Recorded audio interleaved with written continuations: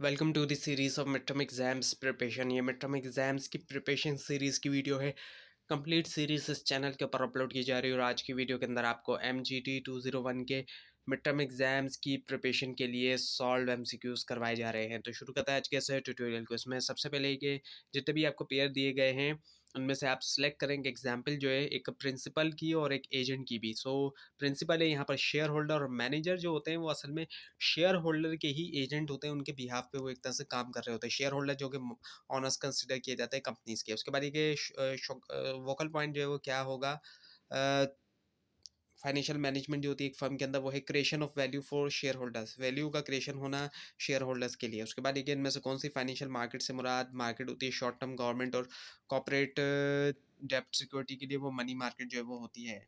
और उसके बाद ये कि इनमें से कौन सी जो जनरली तौर पे उसकी अनलिमिटेड लाइबिलिटी है वो है ऑनर ऑफ सॉल्ट प्रोप्राइटर, जो सॉल्ट प्रोप्राइटर का जो एक ऑनर होता है। उसके बाद ये कि इनमें से कौन सा जो है मेजर डिसएडवांटेज होता है कॉर्पोरेट फॉर्म जो होती है ऑर्गेनाइजेशन की, वो है डबल टैक्सेशन ऑफ डिविडेंड।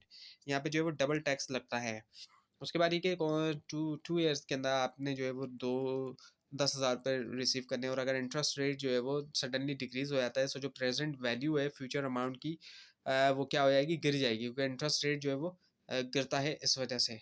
उसके बाद ये कि अगर आप जो इन्वेस्ट करने वाले हैं 12,500 एक सर्टिफिकेट ऑफ डिपॉजिट के अंदर, एनुअल रेट 6% है और मेच्योरिटी है 30 मंथ की, सो कितना पैसा आप रिसीव करेंगे जब सर्टिफिकेट ऑफ डिपॉजिट मेच्योर होता है, वो है 14,460।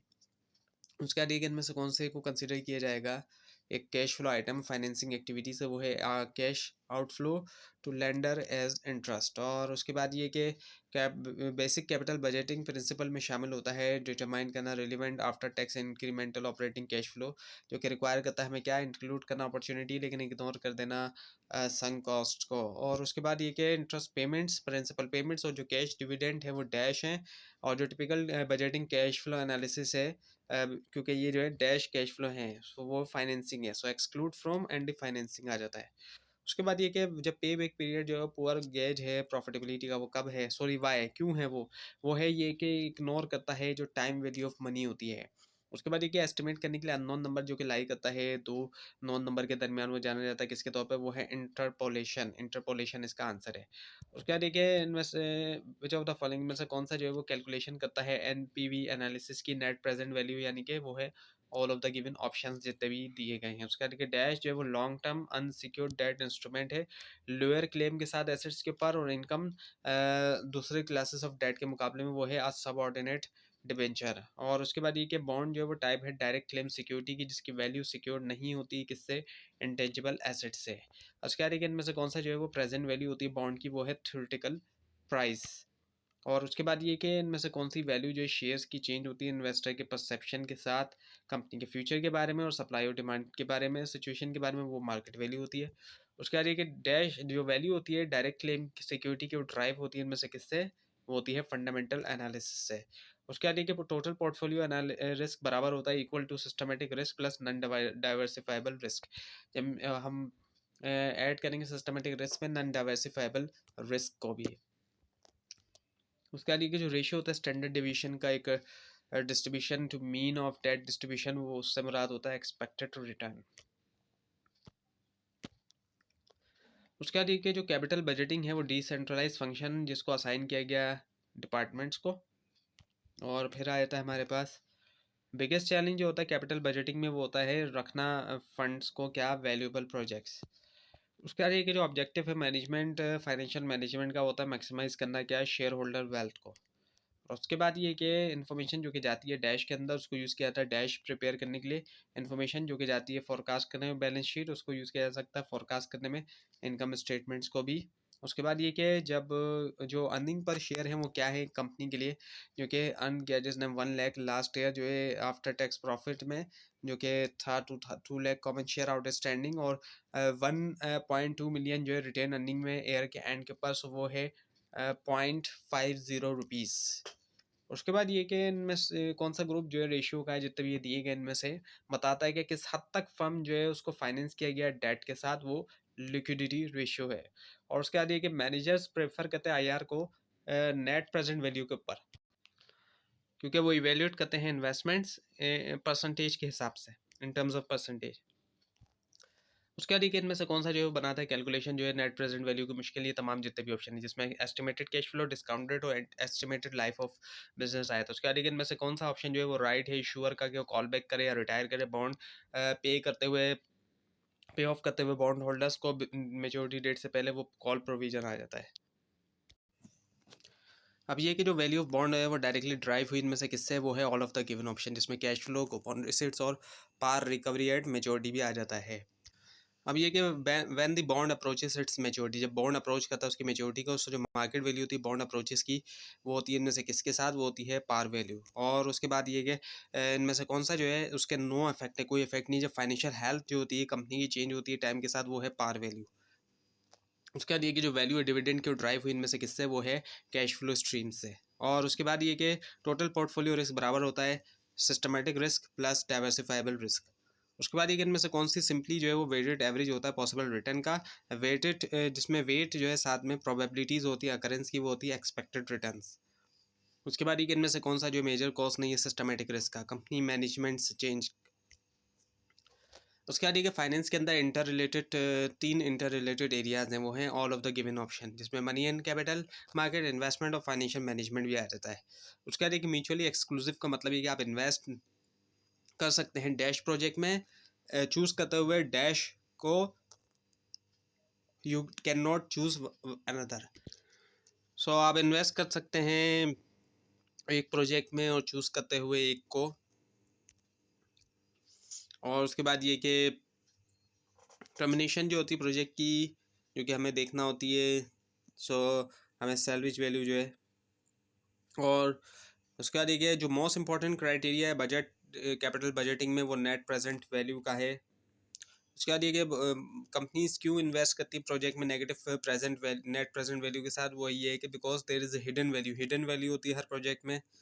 उसके बाद ये कि जो एक सेट है पॉसिबल वैल्यूज़ का, जो कि एक रैंडम वेरिएबल अज्यूम कर सकता है और उनकी एसोसिएटेड प्रोबेबिलिटीज़ होती है अकरेंस की, उससे मुराद ये होता है प्रोबेबिलिटी डिस्ट्रीब्यूशन। उसके बाद ये कि जो वैल्यू है डायरेक्ट क्लेम सिक्योरिटी को ड्राइव हुई इनमें से किससे, वो है अंडरलाइन रियल एसेट से। उसके बाद इनमें से कौन सी वैल्यू जो है शेयर्स की चेंज होती है इन्वेस्टर के परसेप्शन के साथ कंपनी के फ्यूचर और सप्लाई और डिमांड सिचुएशन के बारे में, वो मार्केट वैल्यू है। उसके बाद ये कि इनमें से कौन सा जो है करेक्टरिस्टिक्स जो है वो कूपन बोर्ड की, वो है page interest on a regular basis, पे करना इंटरेस्ट जो रेगुलर बेसिस के ऊपर। उसके बाद ये कि इंटरेस्ट रेट रिस्क जो होता है लॉन्ग टर्म बॉन्ड के लिए वो ज़्यादा होता है, इंटरेस्ट रेट रिस्क जो शॉर्ट टर्म बॉन्ड के लिए होता है, जो कि प्रोवाइडेड किया गया डैश रेट की, सॉरी प्रोवाइड किया डैश रेट जो है बॉन्ड्स के लिए जो कि सिमिलर है, सो वो है कूपन रेट। उसके बाद इनमें से कौन सा जो इफेक्ट करता है प्राइस जो है बॉन्ड के, all of the given option, जिसमें market interest rate, required rate of interest और इंटरेस्ट रेट रिस्क। उसके बाद देखिए बॉन्ड जो है वो टाइप होती है डायरेक्ट क्लेम सिक्योरिटी की, जिसकी वैल्यू जो है वो सिक्योर्ड नहीं होती किससे, इंटेंजिबल एसेट से। और उसके बाद ये कि डैश जो है वो long term unsecured debt instrument, lower claim on assets के साथ, और इनकम जो है दूसरे क्लास ऑफ डेट्स के मुकाबले में वो होता है सबऑर्डिनेटेड डिबेंचर। उसके बाद देखिए कंपनीज और जो इंडिविजुअल्स रन कर रही है डिफरेंट टाइप्स के बिजनेसेस, उनको जो चॉइसेस करनी है एसेट्स की, उनकी किसके मुताबिक जो span life span of project है। और उसके बाद आ जाता है कि इनमें से कौन सी कैटेगरी से कैश फ्लो रिसीव जो हुआ सेल्स रेवेन्यू से लाइफ ऑफ प्रोजेक्ट के दरमियान ऑल ऑफ द गिवन है। सो कैश फ्लो आ सकता है फाइनेंसिंग से भी, ऑपरेटिंग से भी, इन्वेस्टिंग, तीनों से आ सकता है, इसलिए ऑल ऑफ द गिवन। उसके बाद इनमें से कौन सी मार्केट से मुराद मार्केट होती है जो relatively long term financial instruments के लिए है, वो कैपिटल मार्केट है। और उसके बाद ये कि एक इन्वेस्टमेंट प्रपोजल जो है वो जज किया जाए कि क्या वो वेदर और नॉट इट प्रोवाइड्स, कि वो क्या प्रोवाइड करता है या नहीं करता, एक रिटर्न जो कि इक्वल है या फिर मोर देन है रिक्वायर्ड बाय इन्वेस्टर के। उसके बाद ये कि कैपिटल बजटिंग टेक्निक जो कि नहीं कंसिडर किया जा सकता है as a discounted cash flow method, वो क्या है, वो है पे बैक पीरियड है। सो बॉन्ड जो है वो टाइप है डायरेक्ट क्लेम सिक्योरिटी, जिसकी वैल्यू जो है वो सिक्योर्ड नहीं होती किसके ज़रिए, इंटेंजिबल एसेट्स के ज़रिए।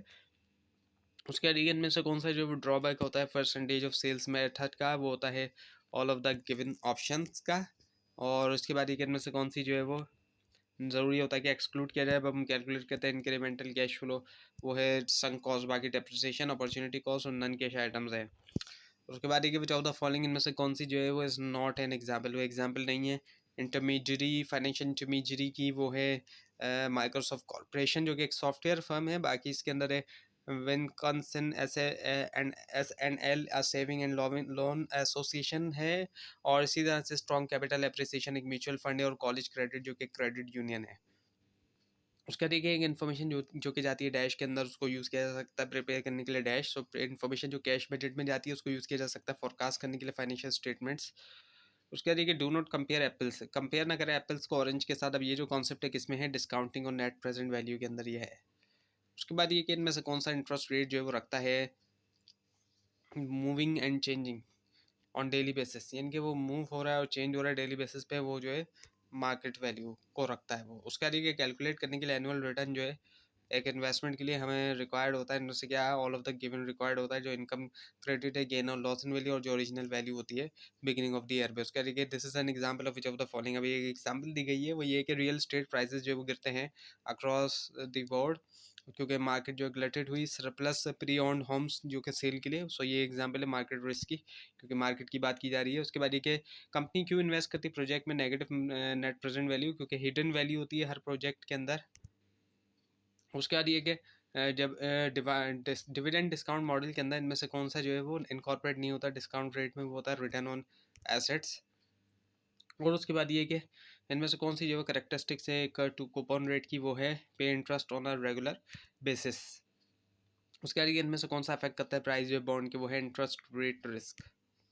तो ये थी आज की वीडियो। आपको इस बारे में कोई क्वेश्चन है, खासतौर पर इसमें कोई मिस्टेक दिखाई दे, जरूर हाईलाइट कीजिए। और इस पूरी सीरीज को देखने के लिए मिड टर्म और फाइनल टर्म एग्जाम्स की प्रिपरेशन के लिए इस चैनल को सब्सक्राइब कीजिए, बेल आइकन के ऊपर क्लिक कीजिए। Thanks for watching this video and best of luck for your exams.